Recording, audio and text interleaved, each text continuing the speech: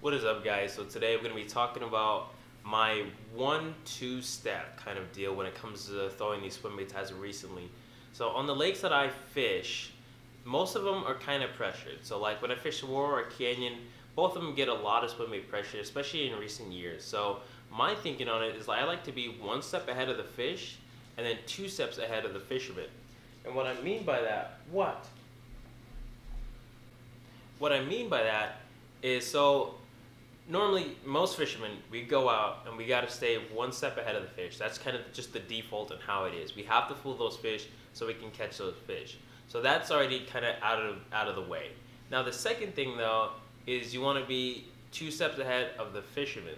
So what I mean by that is you could be fishing a certain spot and you see a lot of fishermen, they fish it, the same exact way with the same baits, and honestly you want to kind of have a different mentality to that. So if you see dudes going up on a point and they're up and shallow, they're casting out deep and they're bringing up the HUD or the Magnum or whatever, you want to switch it up. You want to throw something completely different or just switch up your angle completely. So that's what I mean by you want to stay one step ahead of the fish and 2 steps ahead of the fisherman. It's like kind of a simple concept, but at the same time it's thinking outside of everybody else. And even when you outsmart the fisherman, it's also showing those fish something completely different. So in a sense, you're also 2 steps ahead of the fish and 2 steps ahead of the fisherman. So doing both of those things can get you bites, honestly.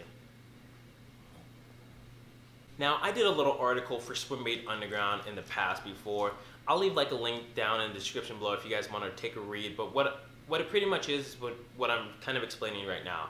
So another thing that I want to also address is nowadays, since social media is so big and everybody's on YouTube or Instagram or Facebook, and everybody likes to post their stuff, the fish catch, the lake and stuff like that.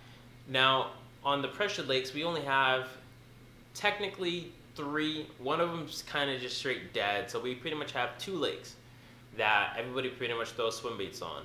And those 2 lakes, they have 5 to 10 really good spots that everybody knows about, and we kind of all get in line and we go fish on this and that. So when it comes down to it, everybody kind of knows where everybody is, and it's kind of hard to throw the internet fisherman off of your trail. So if I'm fishing on Canyon Lake, I sometimes will say, I'm on Saguaro Lake, or I'll take a picture in a certain way where people cannot tell, what lake I'm on.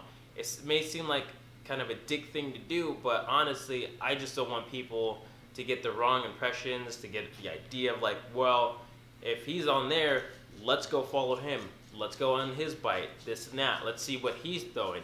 We'll throw the same thing, go on the same spot. And it kind of doesn't work like that, honestly, just because these lakes are always switching on.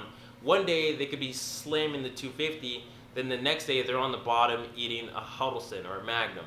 So it kind of switches. And so when it comes to fishing for me, I don't really see, what's going on and who's catching them, this and that. It's like, I'm going to go out. If people are saying this certain lake is dead, I might give it a go.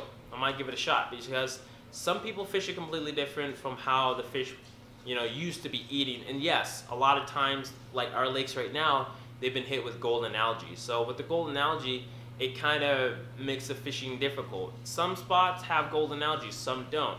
Some people say that it's dead. Some people say that it's wide open. So you have to go out there and check for yourself. Don't be on the internet, and if somebody says this about this, don't believe it 100% of the time. Sometimes, yeah, they're saying the truth. But for me, I like to go out and investigate it myself just to see what's up, honestly. And I tell a lot of the newcomers that are fishing like these pressured lakes, like, hey, that's awesome that you're catching fish on this such and such bait, but be careful what you post. I've seen it with one of my buddies here. He caught some fish in not a secret spot, but a more secluded area that nobody really fishes. He caught some fish and immediately starts throwing up like videos and pictures and stuff like that. And I'm not even kidding, maybe like a week or 2 weeks later, some kid pulls up in there and starts catching fish as well. And honestly, understanding that that kid follows my buddy and he watches the videos and this and that, then he understands like, oh, well, I've never really fished here before, so let's go over there. And what sucks is the kid ended up catching a bigger fish than my buddy in that same exact spot. So it was kind of just like a life lesson for him, a swim bait lesson for him to like relax, take pictures in a certain way that, you know, people may not be able to tell. Don't show the baits as much. You know, in my pictures on Instagram nowadays, I don't really show bait just because that's just how it is. You know, fishermen just want to jump on different bites, different hype, stuff like that. Nobody really goes out nowadays and find their own stuff, fish their own stuff. So a lot of the times, I either lie or I just don't show anything. And again, it might seem like a dickish of a move, but that's just how I see it. I've seen it 100 times. People won't admit it, but of course they're gonna do it. So that's just how I look at, you know, staying ahead of the fish and staying ahead of the fishermen. And like, if you're out on the lake, right, and you see a couple dudes, they're throwing, you know, swim baits. You can tell from a distance, of course, when they hit the water, it sounds like a cannonball. And you might get closer, or yada, yada, yada. You might see that they're throwing the 250, and that boat over there is throwing a 250, and that boat's throwing a Huddleston. For me, I like to switch it up completely. Yeah, they might be eating glide baits, but I want to throw something that's also a glide bait, but it's not a 250. So if everybody's throwing like a 250, I will throw like an HPH or a Clash, something that's different, a different profile, different size, different swim, different glide, just something different that those fish are not so accustomed to seeing every single day or even that exact day. And I've seen it where dudes will fish a spot with like a certain style of bait. They won't catch anything on it. I'll pull up there with a completely different bait and I'll catch a fish. So it's not like in these spots there's always fish there. It's just they're so accustomed to seeing certain baits. And like, of course, the 250 is still gonna get bit. It's just, for me nowadays, if I'm throwing a 250, it's gonna be a bite where if I was throwing a Clash or an HPH, it would have also gotten bit. It's just the right timing, the right place, and that fish was hungry. Before, you throw the 250, and that's like, that would just drive them insane and come up. But now that they've seen it thousands upon thousands of times, those fish are not coming up as hot as they used to and just eating it. So nowadays, it's kind of just like you gotta be in the right place at the right time. So it kind of also goes back to people jumping on your bite. Like I said, you know, a lot of the bites that I get, I'm just there, you know, at the right time, at the right place, just because there are time zones that I think that these fish like to feed in. And if you're in that time zone, you're gonna get bit. But if you're outside of it, you're not gonna see anything. It's crazy that what I've noticed and seen out on the water, but that's just how it is when it comes to bass fishing.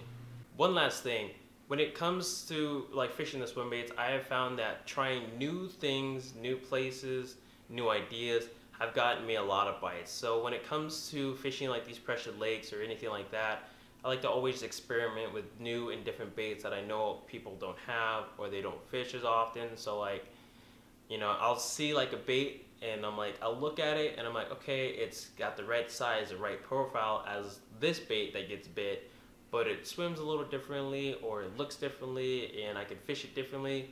It's just different stuff I think can lead to a lot of bites.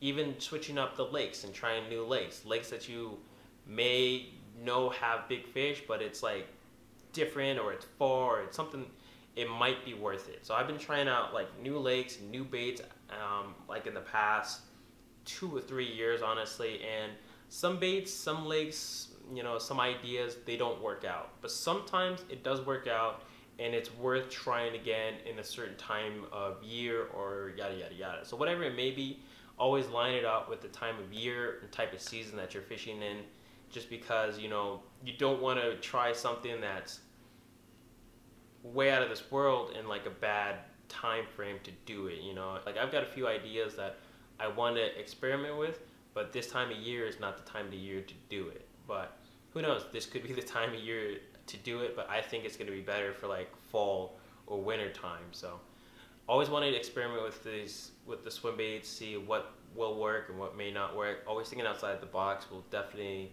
increase your fishing ability to catching fish.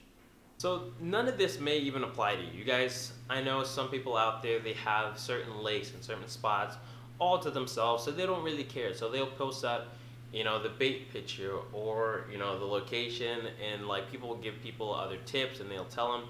That's fine. I'm not saying that what I say is just straight cold hard facts and that you have to do this. No, I'm just saying it's just a suggestion if you do fish pressured spots. You know, the California guys or, you know, the Arizona dudes, as we know, that there's places to fish, but everybody knows where it all is. Everybody knows the spots, and everybody's, will jump on, the same bait a lot of the time. So always switch it up. Be one step ahead of the fish, 2 steps ahead of the fisherman, which in turn will be 2 steps ahead of the fish as well. That's just how I look at it nowadays. Of course, sometimes I will post up, bait pictures because I think it's a cool bait, or if I want to, give credit to like a bait maker or something, this and that. But a lot of the times, it's kind of just the fish, because that's what I really want to show everybody, is like the fish that. And some people don't believe me that, I catch these fish on this swim bait or that. I have all the casts to catch for it, so I don't really care about that. So at the end of the day, I just want to, in the rise of like the social media and all that, I want to show stuff, but not show too much stuff. And so it might be the same with you guys. And don't think that like, oh, I only have like 200 followers on, Instagram, or I have only 200 friends on Facebook, yada yada yada. Some of those followers will actually follow you just because they see that you fish Arizona or California or yada yada yada. And those people, 1 or 2 of those people, might just be a fisherman that you never even seen or heard of, but lives in here, and they want to start throwing swim baits. They see what you're doing, see what lake you're on. The next thing you know, you see this dude, and this dude comes up to you, is like, hey man, I follow you on Instagram, I saw all your pictures, I wanted to give swim baits a try, I got this 8-pounder, and you've been looking for that 8-pounder for, years, and this kid comes up and catches it just because he was there at the right time with the right bait in the right situation. So just be careful out there, guys. Want to give some advice to everybody out there? Stay safe. Other than that, thank you guys so much for watching, and as always, go out there and chase your dreams.